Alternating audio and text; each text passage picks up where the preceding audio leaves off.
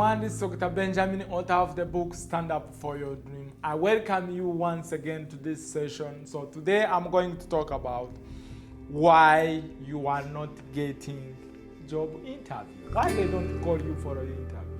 This is the question one of my brother, he called me on the phone last week. He said, Benjamin, why people are not calling me to go to the interview? And I have made, so much application, but no one is calling me.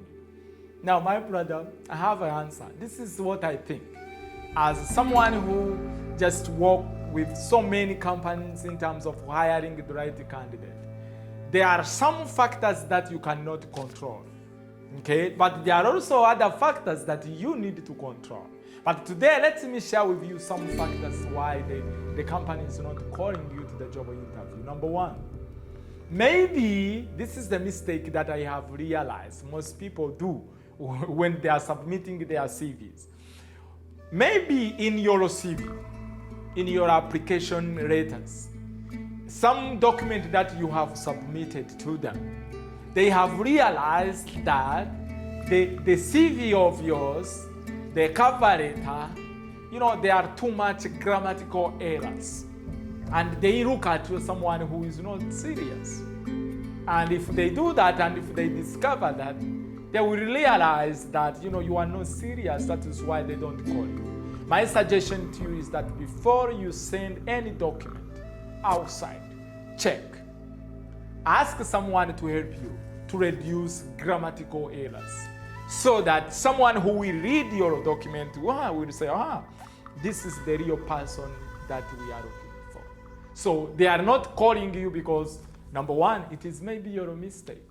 Number two, during your submissions, let's say your CV, your cover letter, when you look at your CV, most people, they confuse themselves to what I call the responsibilities and the achievement. Don't put responsibility in your CV. The responsibility, those are something your hiring manager, your human resource manager, your supervisor will give you to do. It is written in job application. That is your responsibility.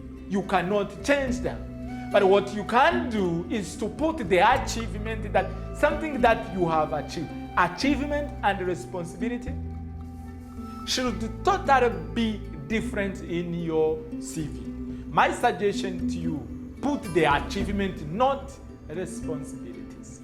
Most people do that in mistake when they are applying. So don't use responsibilities, always use achievement. Then another one is, so if you use the responsibility instead of using achievement, you can maybe send me the email. I will share with you the sample of CVs so that you can know how to write achievement, what you have done, before you join, if you have experience.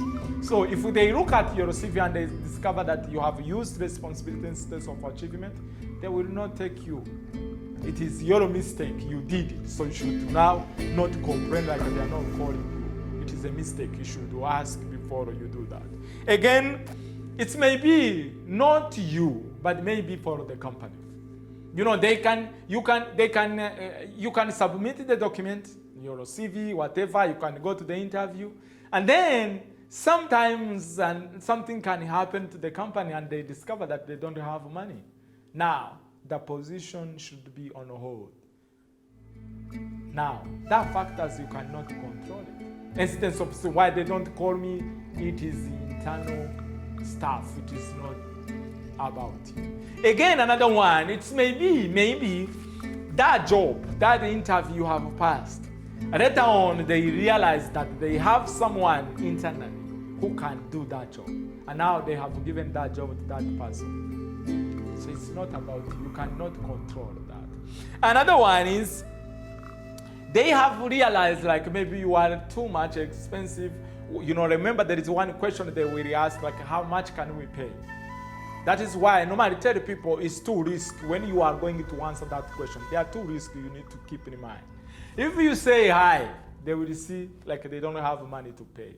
If you say small, let's say the raw payment, they will look at you you don't consider yourself as a professional. So what do you need to do? Before you apply to that job, do your own research. So those are some factors that maybe are not allowing you to be called to the job interview. But here there is a suggestion. Don't give up. You should always send the information up, send the application, apply, ask anything. And again, I have seen this mistake most people do. They make a mistake, they have one CV, they don't update their CVs.